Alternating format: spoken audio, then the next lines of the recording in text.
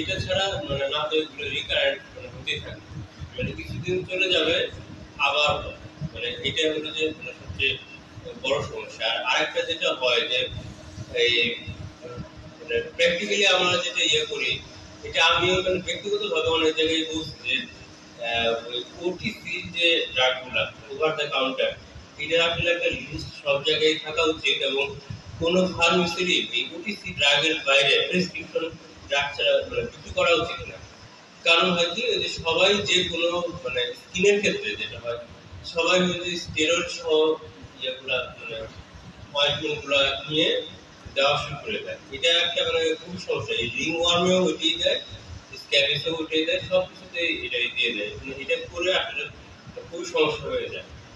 এটা যতদিন পর্যন্ত ইমপ্লিকেশন না হবে ততদিন পর্যন্ত ইনফেকশন জিনিসগুলো আসলে কন্ট্রোল করা খুবই ডিফিকাল্ট হয়ে যাবে। আর এই স্পাইনাল এটা কিন্তু ভালো কাজ করে।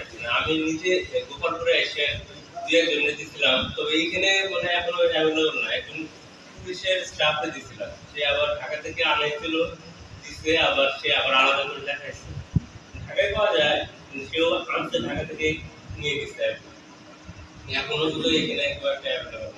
তো এইটাই যে মানে থ্যারিসের মানে সাকসেসফুল ট্রিটমেন্ট নির্ভর করবে যে ওষুধের বাইরে অন্য যে মেজাজগুলো আছে সেটা যতটা ভালো মতো করতে পারবে এবং একই সাথে অ্যাসিম্পটোমেটিক ফ্যামিলি মেম্বার ট্রিটিং, এটা খুবই ইম্পর্টেন্ট। মানে মানুষজন এটা আসলে করতে চায়, এটার জন্য মানে হয় না। আর যারা ইমিউনো কম্প্রোমাইজ এবং এক্সট্রিম অফ এজ মানে বেশি ছোট এবং বেশি বড়, এদেরকে একটু যে ওরাল ড্রাগ আইভারমেকটিন এটা একটু দিয়ে দেওয়া হবে।